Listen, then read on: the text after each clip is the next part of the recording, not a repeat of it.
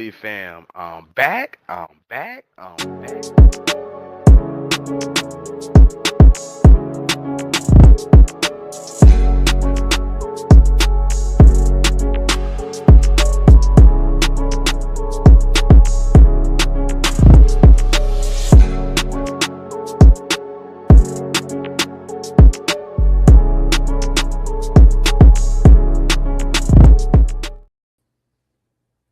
What's up, guys? Welcome to another episode of 4133, the podcast. This is our NFC Championship edition. We came into this game with 4. We on 3. One more to go. How you feeling, bro? Man, good. It's been a long season. It's been a grind for sure for the players, for myself as well. But I mean, when you get to this point in the season and the games just mean that much more, the closer you get to the Super Bowl, I mean, it makes it all worth it in the end. But I'm excited, man. It's the link's gonna be rocking, that's for sure. And we get to get some revenge on this team, hopefully. So, but what are you thinking about this game? How are you feeling? Um, Man, I just told you the truth, so I'm gonna just keep it real. I'm kind of like overly excited, man. I'm like an anxious kid, like who knows, like you ever had I don't know, like you ever had your cousin who coming from out of town and you like he always give me competition in the game, but I'm usually winning. Usually the winner. I'm usually that's how I feel. Like I feel like this is a team I'm used to playing. I'm used to winning against. Like I believe my team can beat them. Uh, but I believe it's gonna take some effort. I don't believe they're just gonna come into Lincoln Financial and roll over. They put up a lot of fight this year. They've surprised a lot of teams. Um, they just played the Bucks. It came down to what the Bucks fumbling in a late game situation. Baker Mayfield losing the snap. You get caught in a situation where you get him the ball back, and Jaden Daniels this year with the ball back with a chance to win the game, he's been pretty clutch. So I'm just hoping we are as motivated as it seems when I watch and listen to the players in the conference respond, and even just watching Saquon and Jalen, the facial expression is like we're not happy, we're not okay with this. This ain't enough. We want more, and they haven't said it, but did you see the mic up when Saquon was like one more? He was like one more, two more. What you talking about? Yeah, Like right. Jalen immediately was like, nah, bro. Job ain't finished with one more. Job finished with two more. Yeah, You know. even off the Percocets, he knew how many were left. How do you feel about But the game though? Like, how, yeah, I like mean, it's anytime you play a team 3 times in a season, especially if they're a tough, smart, well-coached team, which this team definitely is, with Dan Quinn at head coach and who they have as their coordinators and some of the players that they have on their team, from Bobby Wagner on defense, Jonathan Allen on the defensive line, Zach Ertz on offense as well. I know you got a young quarterback, but Terry McLaurin back there, he's an experienced player. You get all of that together, a good team, and you're playing the same team 3 times in a season. At this point in time, you know what they do. They know what you do. It's about just going out there and whichever team has the better players and executes better at the end of the day. There's not going to be, you're going to have some designer plays here and there to try and take advantage of what teams do. But for the most part, when we come out in certain formations, we know what they're going to do and they know what we're going to do in those formations. It's so at that point in time, it's man on man, who's the best player, and ultimately that's probably who ends up winning this game. But you got a guy like Jaden Daniels at quarterback. I mean, he's a threat to attack you from all types of ways, whether it's on the ground, scrambling with his legs, or the designed run game, or pushing the ball down the field, whether that's a short, intermediate, or deep passing game, and being able to throw on the run 50 yards down the field. I mean, he's got serious, legit arm talent, right? So like what happened with the Bucks game, you can never count this team out. But at the end of the day, I think the Eagles have the better roster, top to bottom. They're playing at home with the home field advantage. The first time they played, when Jalen got to finish the game, it was, they were up. What was it, 16 points going into the final drive of the game. It was a little tight in the fourth quarter, but it's going to be a tough competitive game. I do think the Eagles should pull this one out, though. But you definitely got to be prepared and ready to play. facts. I agree with Uncle Tom. Like, I'm not. I got some anxious energy though, because I've been like, I ain't gonna lie, I've been like a kid, man. Like, it ain't Sunday yet. It ain't Sunday yet. It ain't Sunday yet. I'm like, just give me like the game, like like a lot of the Commander fans, they want to have banter, they want to go back and forth. But I'm like, but it's the third time we playing. Like, there's no surprise to what's coming. There's nothing for us to talk about. There's no conversation we can have that changes anything from game one or game two that identifies in game three. Like, I'm almost at the point of what Jordan Mailata said yesterday in the press conference. Like, I just don't give a like I just don't. I mean, I'm just one of those situations, man. Yeah, and it especially for a team that hasn't been there lately, like the Commanders. It's like it's their first time getting back and being competitive in quite some time. That they're a little they're riding high right now. But it's one of those weeks. It's just you got to kind of ignore like all the Twitter noise, or else you can just go down a rabbit hole of arguing with people over this or that. And at the end of the day, it doesn't matter. It really doesn't matter. But man, I'm excited. Definitely anxious and nervous for the game. Ready for it to be here, so we can move past, all the back and forth on the storylines and see who is the better team. Now that they have split the season series, so Outside of injury and Jaden Daniels, what's your biggest concern? outside of injury and Jaden Daniels, I would say, I mean, I feel like it's gotta be probably does the passing game get rolling? Are they able to consistently move the ball and not? They don't need to win the game with the passing, but don't put yourself in negative positions by taking bad sacks or safeties, things like that, turning the ball over, which hasn't been a big deal. But there's at times this offense can sputter out at times because for whatever reason the passing game just doesn't get going, and you have to rely on the run game. So I think that's probably my biggest concern. How do they come out and look? I don't think that this Commanders team is going to come out and play nearly as much man coverage as they did in the Week 16 game. Once Kenny Pickett came in, they started running a lot more man coverage. And even with Kenny Pickett at quarterback, A.J. Brown was still having a day and having his way with Marshawn Lattimore. I think you look at what teams have done against the Eagles and the postseason with playing a lot of zone coverage. I think it's been something like 10 to 15 snaps of man coverage that they've seen in the postseason. I think the way to really slow this offense down is to play cover two, cover four, your different split safety coverages out there and really make the Eagles work down the field. Don't give one-on-ones to A.J. Brown where they can hit explosives off of one play. We've seen that if you take that away, you kind of force them to dunk, and then hope that Saquon's the one that breaks off long runs and explosive gains. So it's probably my biggest concern. And, it's Eagles have given us a lot of reason to be a little bit concerned about the pass game. But what about for you? I'm gonna say my offensive line. In this last game, like, to me, that was one of the worst performances I've seen all season. I'll remove the first 4 weeks. They want to say it's a bye week. Since the bye, I haven't seen them perform that bad. Like, it was almost like they had reverted back to what they was doing before, kind of missing assignments, kind of. Listen, Jordan Mailata got almost took to the woodshed by Jared Verse, man. He was giving them some trouble, but that's been Jordan Mailata kind of problem a lot is the power rusher. You can beat him with power. He kind of gets overwhelmed. But it was Cam that really threw me off. That sack on the safety, him kind of missing that. I was a little. You probably looked at it too. It was almost like he identified that it was his man, and then post snap, it was like he lost track of him. Like, Yeah. it was almost like the sack that the Rams gave up when the guy identified that he had Jalen Carter, but in the last moment he spit his head, lost track of him, and he gets beat. Cam almost does the same thing, and I don't know. It was to me, it felt like my offensive line was just not in the run game, but in the pass game. It seemed like their pass protection was just off a little bit. I'm a little concerned that a guy like Dan Quinn is going and Joe Witt are going to identify that. They're going to look at the tape.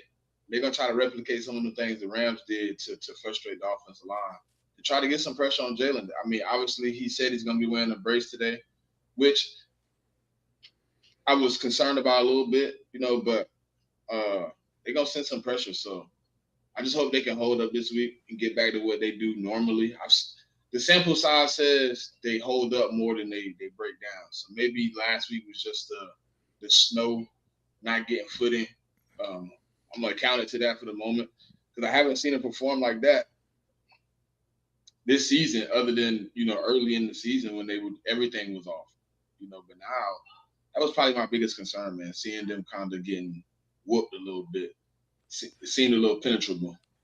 Yeah, and we got to give credit to the Rams a little bit too. They do have a really good defensive front, and that's going to be a force for years to come. You look at all their top guys are either first or second year players, so they're only going to get better. They're going to be a threat going forward. I mean, it's interesting with Jaden Daniels. This is a new era for the Washington Commanders. It's going to be the Eagles and the Commanders most likely year in and year out, barring injury.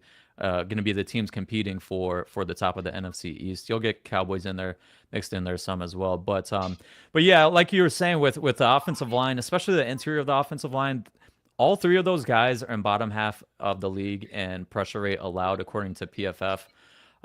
So it's not. It's been something that's been a bit of a thorn in their side at points throughout the season. Now, when they lose, a lot of times it's them losing off of like mental mistakes, like you were saying with Cam, where sometimes he thinks that he's getting help from someone and then he leaves someone unblocked.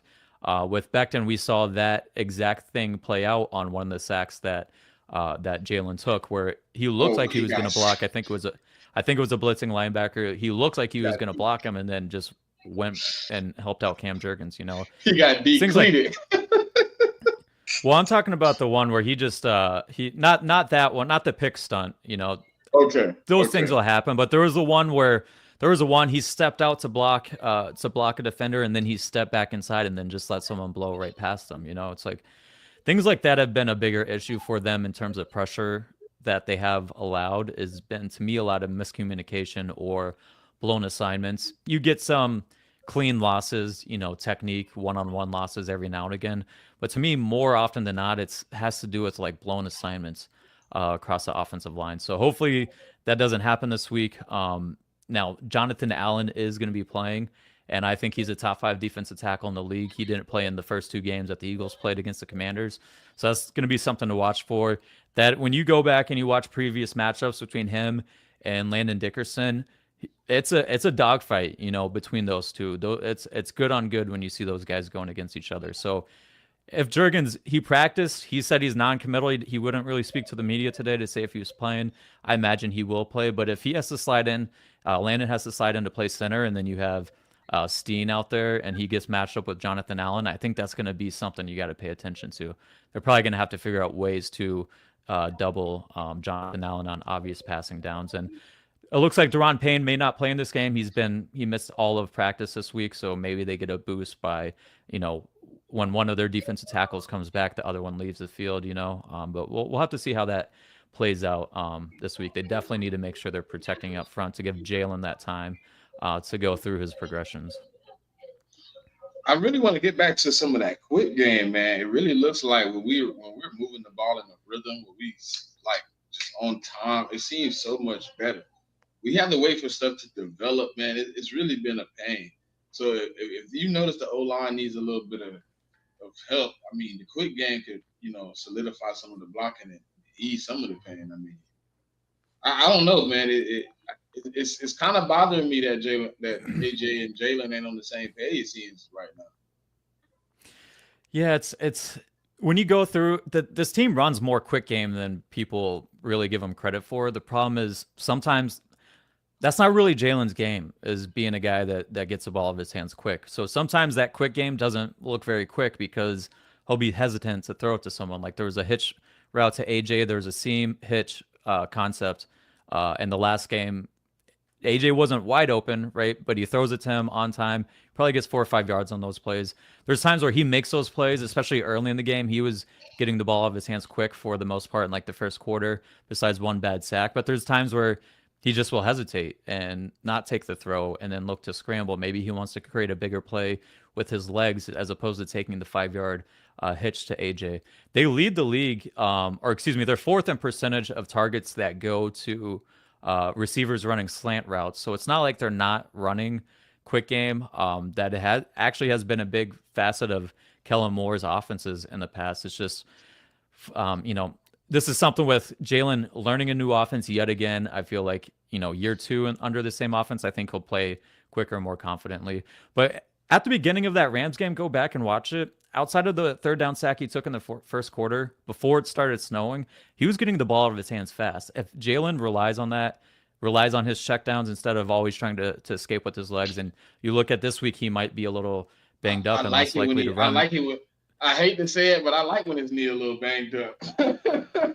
Yeah, I mean, I don't want to say that, but it's like No, I like maybe that. But I maybe he like has his to get to his game. checkdowns. His game. Yeah, His maybe game when maybe his has, knees hurt, it seemed like yeah. he just like I ain't getting hit. Like, nah, let me get this out. 1-2, 1-2.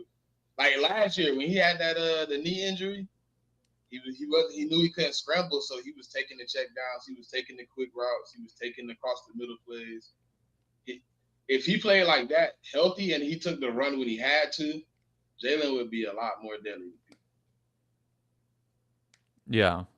But like Yeah, you and said, he that's likes to play a little smidgen of hero, a little smidgen. yeah, and there's a sack he took last game where he had a mesh route, or excuse me, a drag route underneath, and then there was a dig coming behind that mesh route. Excuse me, not mesh route, drag route. Behind that drag route was a dig, and if you see the entire defense slides and follows those two routes, those end breaking routes, and on the backside of the play is just wide open field, and Jalen tries to take off instead of taking the throw underneath to Dotson, and it's like I understand what he's seeing, but then he ends up scrambling himself into a sack. Maybe those plays he just gets it out to Dotson this week, and we can be a more efficient offense. This team doesn't need to come out and throw for 250 yards, 300 yards. I don't even think they need to throw for 200. As long as you're playing efficient football and taking what's there, not taking negative plays, and allowing your run game to thrive, they can win this game. So, and you look at Washington's defense; they haven't been great against the run, even in the playoffs. So I think this is still a game that they can come out and impose their will on the ground. Now, I will say Bobby Wagner was blowing things up last time that they played in Week 16. He was all over the field. Now, he missed Wednesday and Thursday of practice. He was limited today. So he's dealing with an ankle injury. He had the same designation last week where didn't practice 2 days, practiced in a limited basis on Friday. So is he a little bit slow? Is he not up to 100%? Are the Eagles able to take advantage of that a little bit?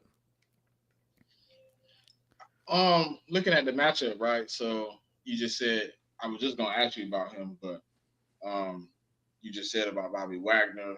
I think Deron Payne. I mean, do you think you think? I mean, I believe we should.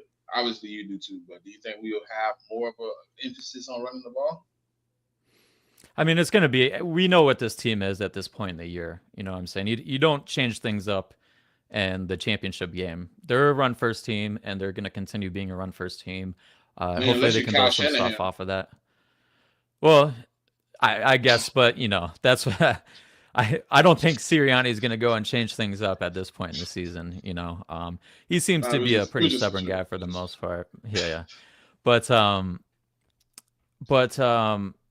yeah, I think they're going to come out and run the ball. But I do want. They were using a good amount of rollouts last game, moving the pocket with some play action last game. I wonder if they continue that this week. I know with Jalen's knee, maybe less so, but even after he hurt his knee in last week's game, they were still using him on rollouts. Now, unfortunately, the last one of the game ended up in like a big sack on second down that ended that drive, right? But just doing things to help Jalen out, move the pocket so he's not a sitting duck back there, especially if his knee is injured. But I think this is going to be a ground attack, and I think this offensive line really wants to make up for what happened in Week 16, because you look at Week 16, everyone was saying, the narrative online was, oh, they're just ignoring Kenny Pickett and crashing down on the run game, and a lot of it was offensive line just getting beat. I feel like they got a little bit of a chip on their shoulder from that week. They're going to want to come in focused and show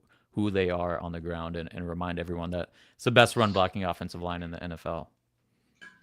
Do you think they had a problem last week with the snow though? I mean, I felt like a lot of the like just watching the first quarter or so when it was no snow on the ground, how the offensive line looked compared to once it started snowing, it just seemed like the Rams defensively were getting way more push.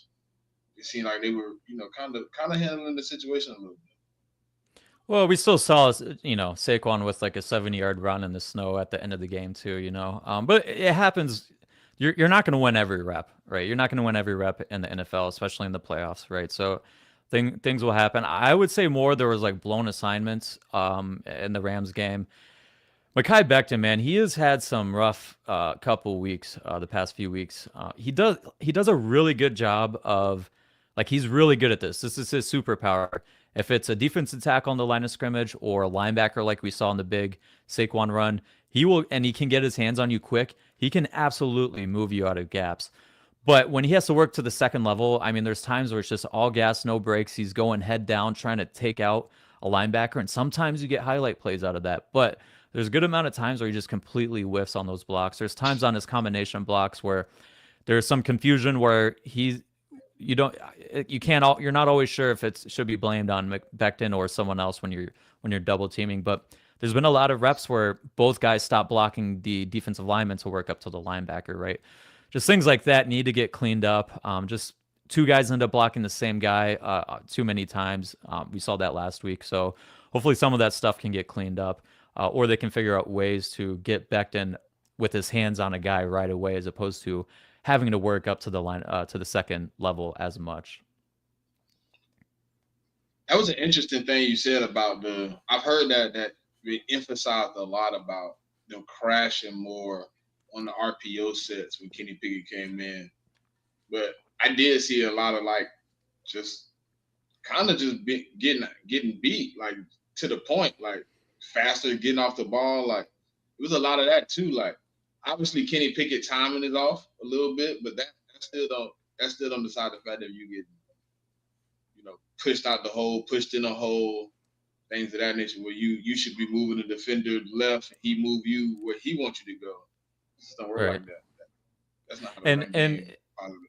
and and it is fair to say maybe the defense probably was triggering downhill faster with Pickett at quarterback. But if I'm a defense playing, I'm a coordinator playing this offense, I'm playing run first. I am trying to trigger quickly on the run. Just knowing the state of this passing offense right now, they've been really up and down throughout the past few games. So I still would be a team that's triggering downhill quickly and playing the run first. But I'm sure every defense coordinator is looking at it and saying, "Hey, we need to stop this run game." No one's really been able to stop it yet. So, outside of the Commanders' second, third, and fourth quarters of that Week 16 game with Kenny Pickett at quarterback as opposed to Jalen, but that will definitely be something to watch this week. We're talking a lot about our offensive line right now, but they have a big piece leaving their offensive line in Sam Cosmi, who's out for the season. Prayers for a healthy return for that guy. But how significant is a loss for him being lost to that offensive line will mean to us? Yeah, I mean it's huge. That is a big loss for them because it happens to be the guy their right guard that's going to be blocking Jalen Carter the majority of the reps. And when you look at their previous matchups, Jalen had some wins and some pretty quick wins, but by and large, Cosby did a really good job of slowing down Jalen Carter one-on-one, and that allowed them to be able to change up who they wanted to block, where they wanted to slide the line. They didn't have to every single time it was an obvious passing situation that they slid the line to Jalen Carter. And when you can do that as an offensive line, it really helps try to take away or not make yourself vulnerable to stunts or pressures that the defensive coordinator might want to send to take advantage of how you're consistently sliding the line to a star player to try and slow that guy down. With Cosmi out of the game, they're going to have to give a lot of attention to Jalen Carter, even more than they probably already were, right? So that helps you as a defensive coordinator to say, hey, we're going to send some pressures the opposite way. We're going to run stunts the opposite way to take advantage of the man side of the pass protection, right? And It'll definitely be something that's a benefit to the Eagles, but how does Fangio, how does Fangio take advantage of that? And he still needs to figure out ways to get Jalen Carter one-on-one opportunities as well. We saw him do a great job of that last week against the Rams, especially knowing in the Week 12 matchup against the Rams that they had double teamed Jalen Carter at the fifth highest rate of his career. So he came in with a game plan with changing up fronts, using different movement post snap to get Jalen Carter one-on-one opportunities, and then you see what happens at the end when Jalen can get those one-on-ones. He takes over and makes impact plays, and now he's going against a backup right guard. That's going to be something that the Eagles definitely need to take advantage of to slow down this Jaden Daniels-led attack.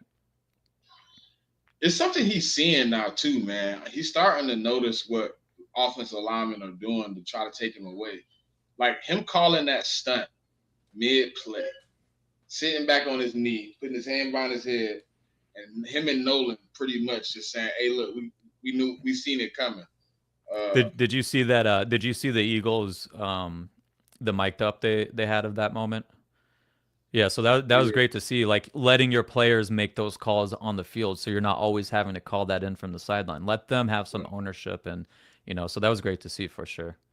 that's a positive too, right? That's something you would take positively that he trusts them to go out there and kind of make some of it on the offense. But that's kind of the problem I felt we had last year. There was no continuity on the defensive line. They weren't working together. It wasn't a pass rush with a plan together. Hey, look, let's do it like this, and then if you get it, go get them. You know what I mean? If I come around, I got your back. It wasn't that last year. It was just like straight path to the quarterback. Nobody had any type of camaraderie with the man next to him. You got to trust that man next to you. And that's kind of some of the stuff I seen in that mic'd up just like gave me a little bit more of like, yeah, I'm kind of got a little bit more angst inside, like just listening to like the energy of Nolan Smith. If he don't fire you up, if he don't make you want to like see the Eagles play football, I don't know what will. He was just like he's almost contagious as a person. But Tom got a question. He said, "Do you think Jalen is capable of getting out quick by franchise quarterback standards? His throwing motion is fundamentally sound, just doesn't seem to have a quick release. Thanks for the coverage." Yeah, I think that comes down to just the style of quarterback that Jalen Hurts is, and it goes back to his playing days of how he was able to play growing up all throughout his life, right? He's said it to the fans and to the media. It's going to look how Jalen Hurts wants it to look. I think we always look at quarterbacks and we try and put them in buckets, and we need to throw over the middle more. We need to do this. We need to do that. The offense needs to be built around what your quarterback does well. And for Jalen, he hasn't always been a guy that's a quick rhythm thrower. When he was getting the ball out much quicker in 2022, that was a big result of them running almost double the amount of RPOs that were pass attempts, right? They had a lot more screens. The Eagles are something like 31st in screen rate this year. They were, I want to say, 11th or 10th in 2022. So things like that helped out, with the time to throw. But part of it just is that Jalen's, for a lot of his career growing up, it's been 1-2, and then let me go make a play with my legs, and it's that transition period where, like Joe Burrow, when he was playing football, when he was in high school and college, it's like he didn't have the same gifts necessarily that Jalen Hurts has, where he had to figure out and how to develop and play, working through tight pockets, working through your progression quickly to get to your next read. So there's just times with Jalen where I feel like it's just hesitancy. And you can see that. And you look at Jalen in the first half of games versus second half of games, he on average improves significantly in his yards per attempt, his completion percentage, all those different kinds of measures as the game goes on. I feel like sometimes he's feeling out the game a little bit as the game starts, and then second half he comes out more decisive. Or you see on third downs and gotta have it moments, it's just like when he lets it rip, he's a good quarterback. He is one of the most accurate quarterbacks in the NFL. It's just at times he doesn't pull the trigger on things. I think you could look at some of the stuff they're doing offensively that could help him out. I know a lot of people on Twitter right now are saying that these concepts aren't this and that. You go through and you look at the comparable numbers of a Kellen Moore offense with Dak Prescott and with Justin Herbert. The numbers are much different in terms of pass location, in terms of time to throw. different quarterbacks have different play styles. You know what I'm saying? So I think for Jalen, it's just that next step of his career. I've always compared him to Russell Wilson. Russell Wilson also, you know, goes through those periods of time where he looks to create more than he looks to play on time. I think there's a lot of similarities between their game. Now, hopefully, Jalen doesn't end up like Russell Wilson in the late part of his career where, where things start to fall apart. And I think Jalen has been a better passer early in his career than Russell Wilson has, but it is something he's going to need to continually improve throughout his career. Yeah, you're right, man. I think yeah, Jalen Hurts when it's something like it seems like when he wants to like really execute, he's really locked into the moment. Jalen Hurts plays some of the best quarterback you see. But when it's like seems like the game is a little shaky, it's a little rocky. It's up and down. But I think Eric called it the Jalen Hurts experience, or you Oh, calling it, that or y'all yeah, calling it Jalen Hurts experience. Like yeah, that's kind yeah, of for just what sure. comes with it. That's kind of what comes with it.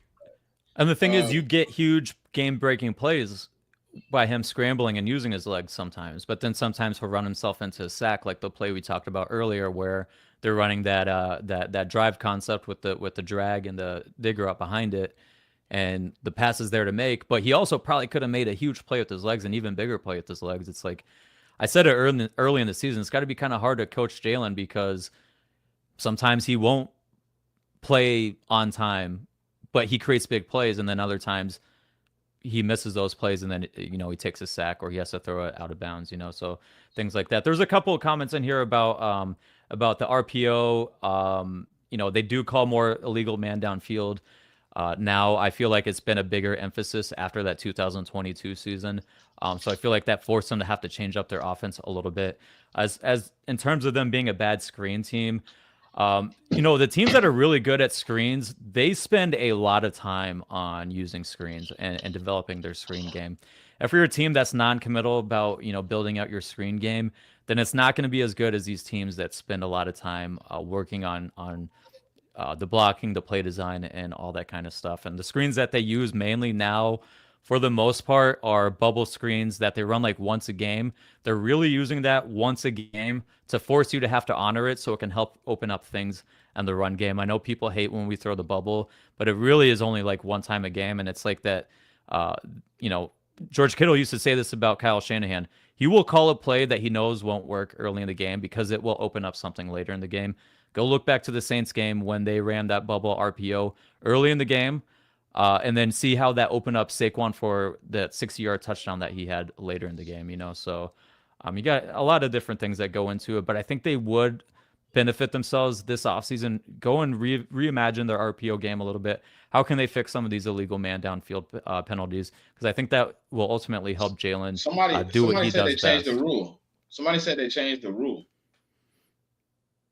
It was an analyst. Um, He said it recently, and he was talking about like how 2022 is a heavy RPO team, where you can't run RPO like that in 2025 because of the rule change. I didn't actually do my research into what the rule change was. I'm assuming something changed from 2022 to now with our. Well, I don't know if a rule change happened. There's a difference between college and the NFL, and that college you get much more leeway to have your guys run down the field as opposed to in the NFL. But it also could be a thing, an emphasis on what they want to pay attention to and what penalties they want called. Do you remember early in the season when it was like if you signaled for a first down, like and you're pointing, they were like, "Oh, you're using a gun symbol," and people were getting flagged left and right for that, and then that just disappeared, right? It's so if you're being told to pay attention to this, then when you're when you're a hammer, everything looks like a nail, right? So if you're being told Uh, to look for these penalties, you're going to find those penalties more often, and especially knowing what the Eagles' offense was in 2022 when they're rolling through the league, I guarantee you it was an emphasis for the so you rules think committee. it's something they pinpointed and kind of put a yeah emphasis on to call more, and even that illegal formation situation that's been a real heart this year um the lineman not being lined up with the belt of the center, him being behind the center. That's been pretty pivotal too. I see the person I see get called for it the most is that dude at the Chiefs. Yeah. the right And it's tackle. interesting. Yeah. I know you're talking about. Yeah, it's interesting because it's like it seemed like it was league wide. They kept throwing that early in the season, then it kind of like went away. Maybe teams just adjusted and were a little bit better with it. But yeah, it's interesting what they pick and choose to emphasize as penalties. But I think it's a definite thing of paying attention to it for the Eagles. And even last week when you go back and even lost you there. Even It last week, died on me. even last week when you go back and you look at that Mekhi Becton penalty on the screenplay, I wish we had the clip that we could pull up. Some of that is just like teach points, coaching Yeah, points. he was Cam listen. Jurgens didn't get downfield. I Cam was just Jurgens gonna didn't get say downfield. He he was knew like, to wait, but Becton got downfield, right? So some of that's coaching points. I think there's things you can do as well if you want to reimagine your RPO game so you get less illegal men downfield. Things like instead of running more downhill run game, like inside zone and building your RPOs off of that, using outside zone when your offensive line's moving laterally. I love when they use their that RPO play, that zone run play where they have um, the guard pen the defensive tackle inside, and then Cam Jurgens loops around. That's one of those plays where you're not getting guys down the field right away. I think those plays you can build your RPO game around where you're giving yourself less of a chance of getting those illegal man downfield penalties because when they're getting those, you're all of a sudden 1st and 15 because you're usually running RPOs on first down or even like third and 2, and then now you got a 5-yard penalty. Those things can really screw up your offense at that point in time. yeah, I watched that clip a couple of times too, and he's like 4 or 5 yards in front of Cam. Cam's just standing there. He stopped his motion. He's just like at the line, like I know I. And he's almost looking at McCall like, damn it, man, I can't. It ain't really nothing I Yeah. can tell you at this point. Like Yeah. even I heard like it's he, he's had the most on the team, right? Illegal man downfields this year. Has he? I'm not sure. I haven't gone through and I seen somebody put checked it that out. on. I think I seen somebody put it on Twitter that he had the most illegal man just on our team. I don't think like in the NFL or nothing, but as far as our Yeah. team, he does get undisciplined a lot of times on that in the screen game or the RPO game. He gets downfield a lot. Yeah, and here's the thing with Becton. It's his first time playing guard. There we talked about earlier about some of the things that he struggles with, but he also has like this superhuman ability to take guys and just move them out of the gap, right? So you don't find a lot of people that can do that kind of stuff. So can you coach up some of the other stuff? Can you coach them to be a little bit more patient at the line of scrimmage before working up to the second level on the RPOs? But you add into that, he's not the most fleet of foot, right? So if he isn't getting, if he needs to work up to the second level, he's going to have to learn to take angles better to make sure he's reaching the linebackers or the safety that might be rotated down into the box. Understanding where is that linebacker aligned based on where the run's going. Is he more inside of where I need to go? Is he lined up wider outside where I have more time to get in his way and cut him off? There's just when you go and you learn a new position, there's going to be growing pains. So but I do think it's going to be interesting come the offseason when we're talking about do we resign Mekhi Becton because there are some warts to his game, but there are some things that you just get very few linemen that can do in the NFL. Yeah, somebody asked right there, Becton or Steen next year. I like Becton though. I think he could be molded a little bit more. I think he can. I think he brings some things to the table. I think some of the warts can be wrinkled out. Some of them just can't. You can't really change his how he is on his feet because he's a big guy. You know what I mean? You can't make him really more agile. You can help him. You can teach him techniques, like you said, better angles. You know what I mean? Getting out of your stance faster and things of that nature. But I think I think like when you put him in the run game and you say that's your guy, move him out the way, or that's both of y'all guys, get him out. I mean, he's excellent at that, and he has some good moments where he's pass blocking. He has some moments where it's one on one power rush. You're not just beating Becton. You're not just gonna drive him off the ball. He does have moments, so I do like Becton, but I mean, it is. like Tom said, it depends on price. I mean, if he's way out of the Exactly. price range, then it's not gonna happen. That's all what it comes down to is what is the price, especially with who else that they want to keep on the team. They definitely need to keep Zach Bond, bring him back, especially in light of the Nakobe Dean injury, because you look at the history of the injury that he had. It's not the greatest injury in the world to come back from, right? So you definitely need to make sure you're bringing back Zach Bond. I do think Milton Williams is probably going to end up being too expensive. There's just people will definitely overpay for pass rushing defensive tackles, and Milton's good in the run game too, despite being an undersized guy. He's still good in the run game. I feel like he's gonna, end up being priced out. If the Eagles want to bring him back, they absolutely could. They do have the cap space with especially with how Howie backloads the contracts. But when you also have a guy like a Jomo who is top 10 in pass rush win rate and the reps that he's gotten, he's reminds me a lot of Milton Williams. He probably doesn't have that same high end athleticism, but the dude is strong as hell. That's for sure. So it'll be interesting to see who they keep this offseason. I think they can keep Becton, but what is the price? They're already paying Landon $20 million per year, although, on average, not with how he, structures the contracts. But are they going to be willing to give out, $15 million a year to another guard? It might be a situation where we're either relying on Steen next year or we're looking to the draft to see if we can bring someone in. At that point in time. But and then you add into the fact that they found Becton on a bargain deal this year. Do they go and try and find that guy again? Stout's been so good at evaluating offensive linemen, not just coaching, but evaluating and finding these diamonds in the rough and then coaching them up. It leads me to believe that they're probably going to let him walk. But again, it all comes down to the price. Yeah, I'm kind of there. We got some more questions. He said, but if you win it all, I don't know how you don't run it back except for obvious reasons. Do you think Howie would use the tag on Bond? I don't think so. I don't think so. He's not really a tag guy.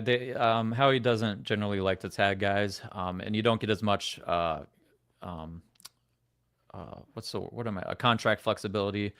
When we look at Darius Slay, because some guys are talking about Slay, he is probably not going to be back this year. He has a next year. At least if he comes back, they're going to cut him and then re-sign him. He has a poison pill in his contract in terms of a option bonus in 2000 for the 2025 season. That is just a huge amount of money. It's essentially one of those deals where it was like, this is a 2-year deal, and then after that we'll cut and maybe re-sign you. Slade talked about today. He thinks he wants to play one more year, but he said it very well. It's probably not going to be with the Eagles. But if that's the case, they're going to have to figure out something at corner because I don't think Coop is sliding outside. And if he does slide outside, you need to find who's going to play in the slot. So I do like Isaiah Rodgers. If they do want to bring him back to compete with Keely Ringo, he's been very good in terms of like his yards per target allowed this season. He might be first in the NFL this year, at least top 5. So I think he's someone that they could roll with. But again, if Slay wants to take a discount and come back on a 1-year deal, then I could understand that as well. He is playing so good right now. I don't see why you wouldn't want to bring him back, knowing that you don't necessarily have a guy that is going to take over that role next year. You're still going to have to figure that out if Slay leaves. I think bringing him back on cheaper money, if he's willing to, gives you an opportunity to go in the draft this year. Maybe take a third or fourth round guy and let him kind of build inside of the defense. With the last year of Slay, you do get to free up some more money with James Bradbury leaving. He's gonna get cut. I think Josh Sweat getting extended, if he does get extended, frees up some more money. You got opportunities to kind of. I'm pretty sure some of the guys that's under contract can restructure and free up more. Howie's a mad scientist when it comes to that. But I do think Slay, if he did want to run it back, I believe he could step back in and pretty much I think you bring in another guy. Bo, I was going to say, if you're not confident in Ringo and Ricks, which it doesn't seem that way, the way they're approaching it, because you have both of those guys on the roster and you still went and drafted 2 DBs. So obviously you're not 100% sold on what you've seen out of them in the last 2 years. I believe if you're still not sold after what you've seen, with Christian being their CP, this DB coach, and Fangio. You go draft a guy in the third round. You bring Slay back on a cheap deal, and you let him do exactly what he did with Quinion, even though that guy might not be on the field. He gets an opportunity. Slay been going down every other play. He's gonna get some reps if he's ready. So I think that's a good route to go, man. But I think first and foremost, you gotta sign Zach Bond up. You got to. It's pivotal, man. Yeah, for sure, for sure. And I think they're gonna get something done. There was a clip going around. I don't know where it was at, but it was like a town hall meeting or something like that, a pep rally. Or was it Jason Kelsey's late night show? I'm not sure, but Howie was there and essentially said that they were gonna get a deal worked out. But I don't know if he was just playing to the crowd, trying to get everyone excited and Nah, whatnot. he was I telling a do. story about talking to Zach Bond, actually. He said him and Zach Bond had laughed at the Pro Bowl, no, the All Pro selection in his contract. And he said Zach called him and I guess they were having a conversation. He was like, "Tell me the truth. Did you believe I would be where I'm at right now when you signed me?" He was like, "No, but give me a discount when we get to that contract negotiation." Yeah. Well, I mean, and that's real because he signed Bond to be a rotational edge rusher. It was Fangio that came in and kind of turned things around for him.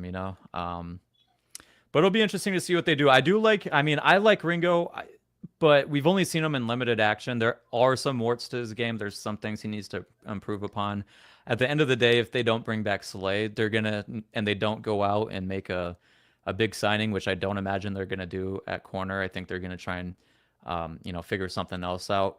You're still going to want to bring in guys to compete and see who is going to be the best of the bunch, just like they did this offseason where they had a number of corners. And now they have this problem of having, a lot of guys that just aren't getting playing time now that probably would get playing time on other teams in the NFL. So it'll be an interesting offseason for sure. But, we don't want to start the offseason talk too early. We got, a lot of months, a lot of long months to talk about that. Right now, we got, NFC Championship on the focus. And how do you think Bond will be at communicating against Hurry Up? Yeah, that's an interesting question because the last time that these teams played, it was Nakobe Dean was a green dot, right? But I feel like at this point in the year, I think things will be good because they have so much good communication going on at all three levels of the defense. It's not like you're asking a guy to, like a backup, a bench player to come in and make all these checks and the communication with the hurry up. They're really good communicating at all the positions, whether it's the outside corners, the safeties, the Gene at nickel, with Bond being there and playing the whole season. We saw how good Carter and Nolan Smith were at communicating on the defensive line. I think, this is a well-oiled machine. The thing is, whenever someone's gotten hurt and they've put someone else in the game, it's like they hardly miss a beat, and that really comes down to the players taking the coaching, embracing their roles and what they need to do. But the coaches as well, preparing these guys and getting them ready and being good teachers, getting them ready for the games. Really, I think they'll be okay in terms of the communication with the hurry up. It's been a couple good, even since Nakobe Dean went down, like a couple good moments where Zach Bond was able to communicate what was going on too.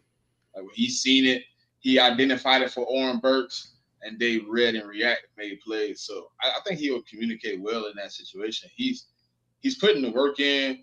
He's learning. He came in as, like you said, bro, a situational pass rusher and a special teamer, and he's playing Pro Bowl Defensive Player of the Year football. So I think he's going to be able to communicate it well. I know Nakobe Dean has taught him well. All the linebacker coaches and things of that nature have put him in the right position. Even Oren Burks last week surprised me as far as how he played because of what I've seen before. Not saying I think he's a bad player or nothing like that, but from what I've seen when he had to step in on the fly compared to him being prepared for a week, he looked like, he was ready to play. He made an amazing play where a rookie probably would have continued rushing the passer. Once he realized he couldn't get there, he was like, oh, I can't get in? Boom, let me fall back into the pass lane, see if I can make a play.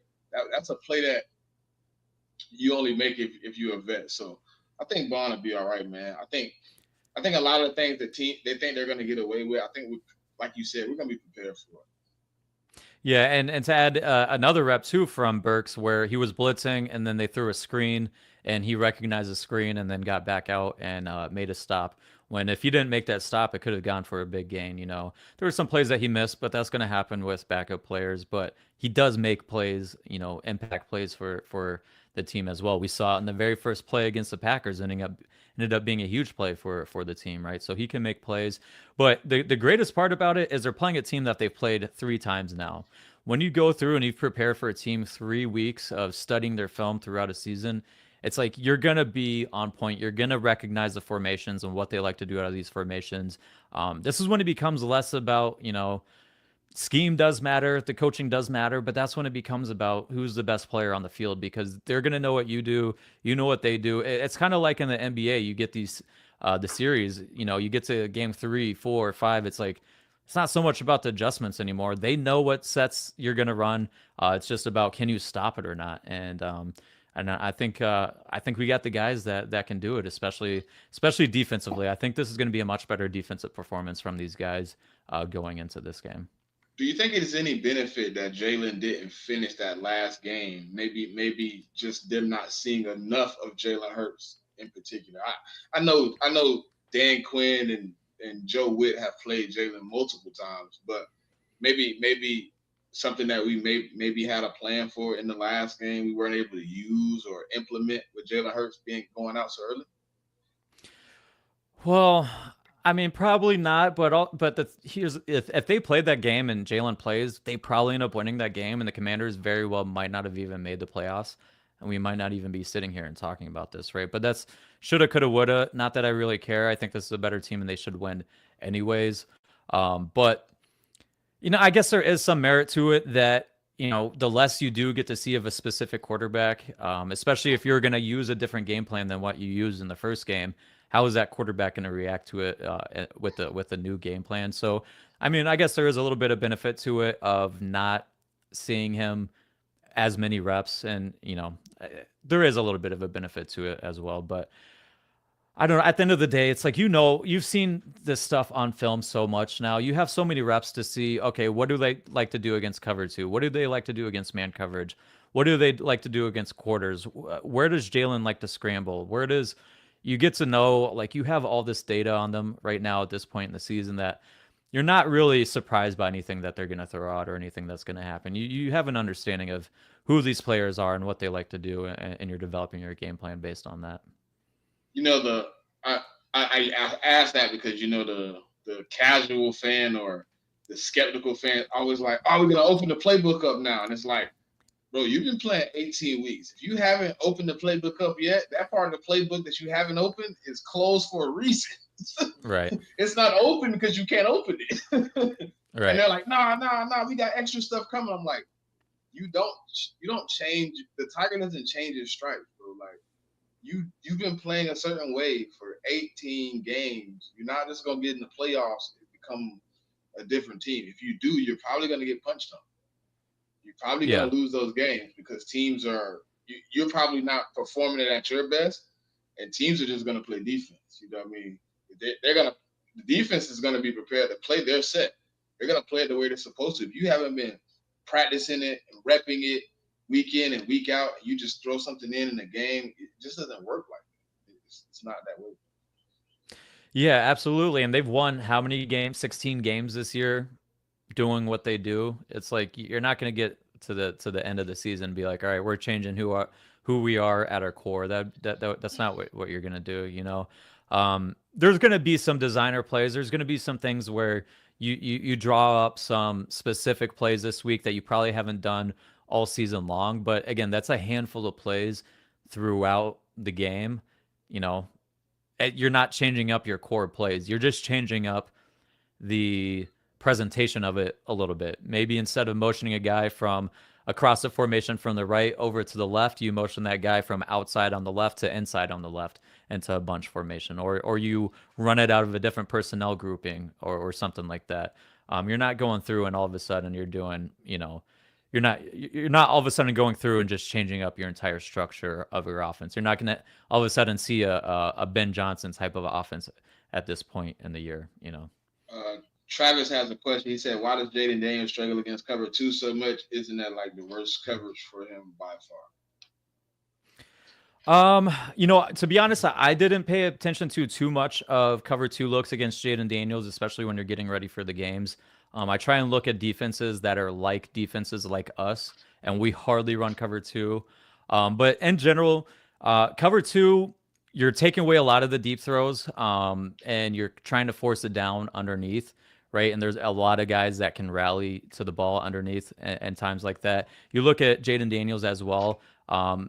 He he is really good throwing deep passes. I think he can still improve on throwing underneath when it's not, the RPO game, when it's more of the quick pass game. And I feel like a lot of quarterbacks tend to struggle with cover two. But to be honest, if I'm be honest with you, I haven't watched a lot of Jaden Daniels against cover two because the Eagles don't run a lot of cover two. I'm watching him more against how does he handle quarters? How does he handle cover six? How does he What's handle? been our best coverage against him so far? I would say quarters, or cover six. So those variations I think has been the best against him. Just being able to, especially when you look at what they like to do, the Commanders like to do. They like to send Terry McLaurin on a lot of deep routes, deep concepts, intermediate to deep concepts, and when you can run quarters, that allows you to kind of pass off those routes and leverage those routes really well, as opposed to get into situations where it's man coverage one-on-one, and it's just, this guy go and beat that guy. They did a really good job against them, especially in the first game, playing with quarters and cover six and their cover eight variations. They came out and empty last game a lot, and they had some success in different areas. So I expect to see a good amount of empty this week from the Commanders. And I'm interested to see how Fangio adjusts to some of the looks that they give, especially some of the very specific different variations that you can do out of empty, like the game-winning touchdown that they threw in the last game where it was empty. It was a 3-by-2 empty formation. They had a tight stack on the trip side, and that created a high-low situation on Zach Bond. How do they adjust to that formation? Are they going to change to playing some type of variation of cover three? Are they going to change to some variation of, maybe they run a creeper pressure, a sem pressure, where they can drop a defensive end into the throwing window on that side to help alleviate some of the stress. I'd also add into it, I do think they can attack, especially Terry McLaurin. If you give them one-on-ones, you can attack them. They can hit some big plays against cover one. But if Terry McLaurin isn't getting the ball, they don't have a whole lot of other guys that are necessarily separating and killing you against cover one.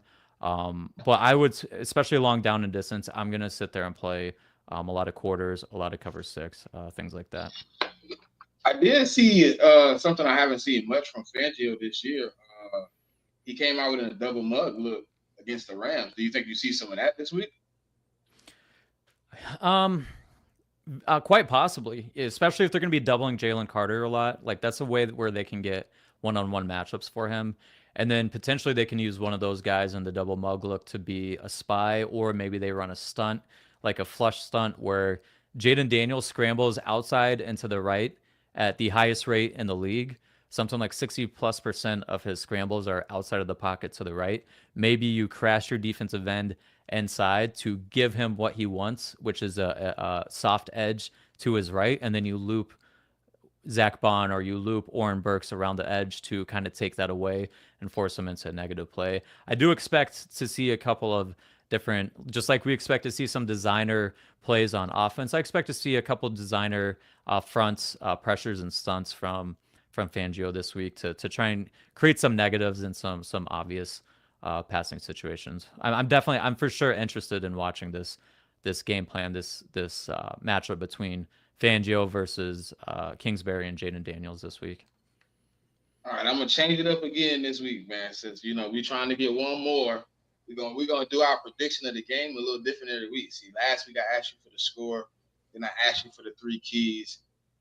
Give me one thing, offensively and defensively. If those things happen, the game goes Eagles way. Yeah, offensively, if this run game is working, then I think it's going to be a good day for the Birds and for the offense, right?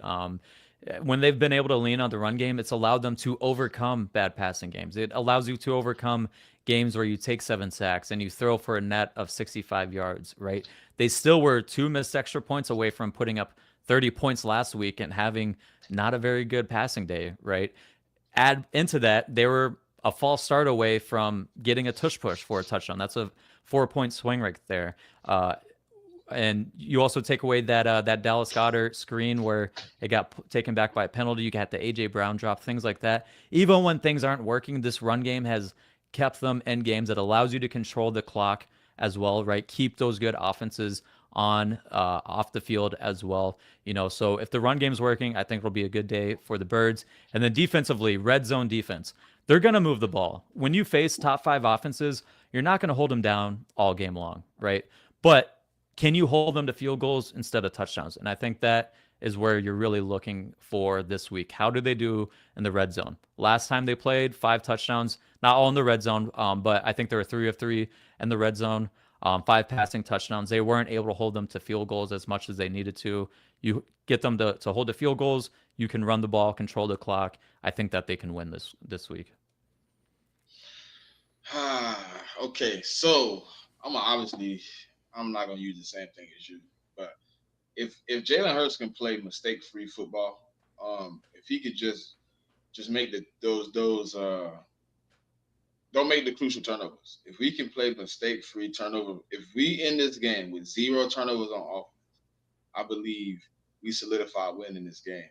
Um, and I believe if we can just like uh, limit some of the not even Jaden Daniels, but limit some of the leaky plays. You know what I mean? Last time Eckler got caught out in the flat, he a couple times. Matter of fact, I think 2 times he got left wide open in the flats.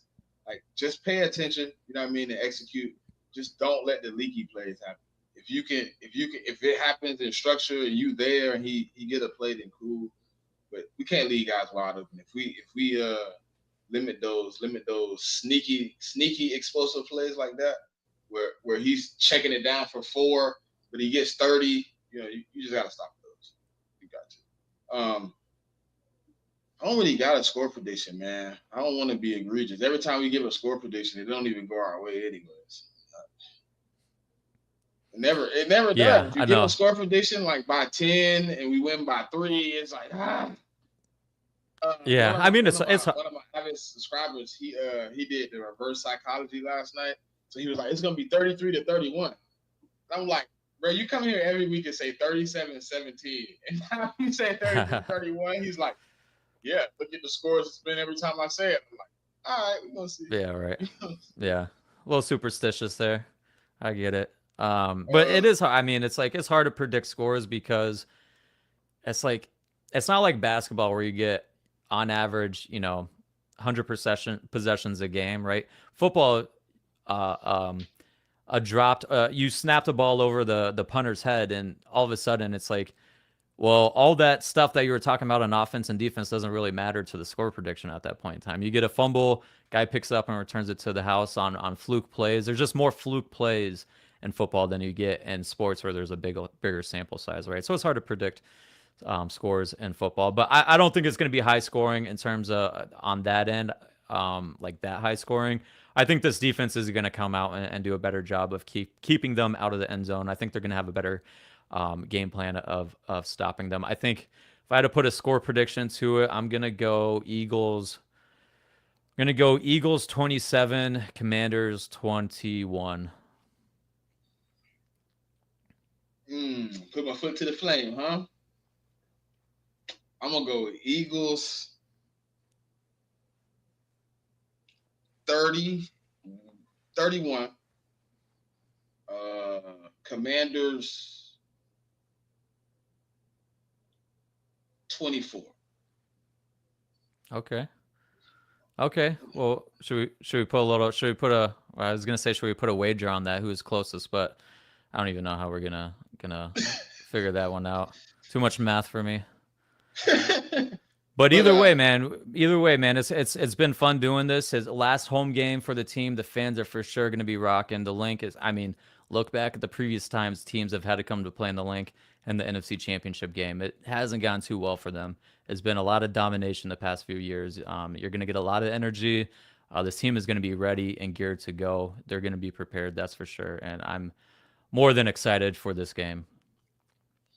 oh yeah, this ain't the last one though. We will be back for one more. We will be back to Oh yeah, Super Bowl preview, man. We got to, man. It gotta happen. It's just yeah. it's destiny, man. But we at the point where you know, last words and anything you got for the people coming this week, man. Give it to them, man.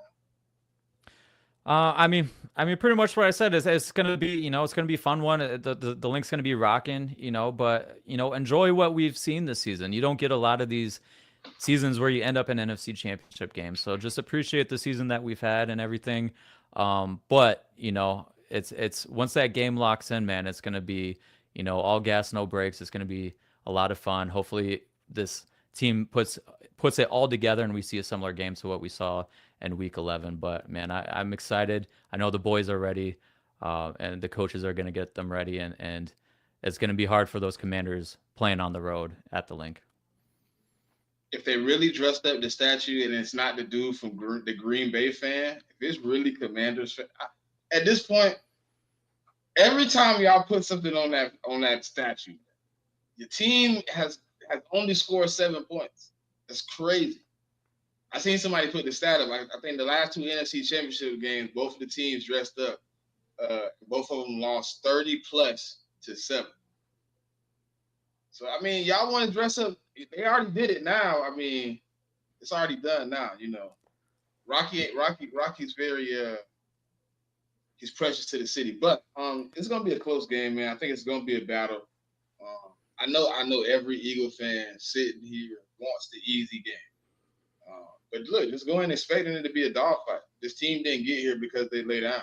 They're gonna fight 4 quarters, every possession until you put them out of their lives, man. They're gonna fight all the way to the end. They have 4 or 5 fourth quarter comebacks this season for a reason. So if the Eagles execute, Eagles do their job. Eagles play Eagles football. Eagles come out with a win. We're going back to the Super Bowl, man, for the second time in 3 years. Like Nick just said, a lot of teams out here don't get that opportunity. It's a lot of teams that haven't seen it at all. It's a lot of teams that haven't seen it in a long time. Dallas Cowboys. But we're getting to witness a run, man. I said it a couple of years ago when I first started doing my podcasting, man. I was like, we're in an age where you don't really get an opportunity to see this as a fan. And I'm still experiencing things I haven't experienced before. So I'm hoping to continue to experience it. We appreciate all y'all for tapping in with us, man. It's 184 people in here right now, man. If you haven't yet, hit the like button, hit the subscribe, leave a comment for me and Nick, man, for the next show, man, because we'll be back Friday, 5 o'clock. I ain't gonna say bet your money on it, but bet your money on it. We'll be back. Anything you got coming for the people in the next few days, Nick, that they need to check out? I was gonna put the defensive review out or preview out today, but I keep tinkering at things and wanted to do a little bit deeper dive, so I get delayed a little bit. But that will be out tomorrow. We're gonna have one more little preview of the game Sunday morning to get you ready before the game time. But that'll be it, man. That'll be it, and I'm excited for this game. One more to go before we're back at the Super Bowl. One more before we get back, man. We appreciate y'all for tapping in. We greatly appreciate y'all every week, man. If y'all could, leave a like, leave a comment, subscribe, ding that bell so you don't miss none of this good content going forward. And as we always say, until next week, peace. Yo, Philly fam, I'm back.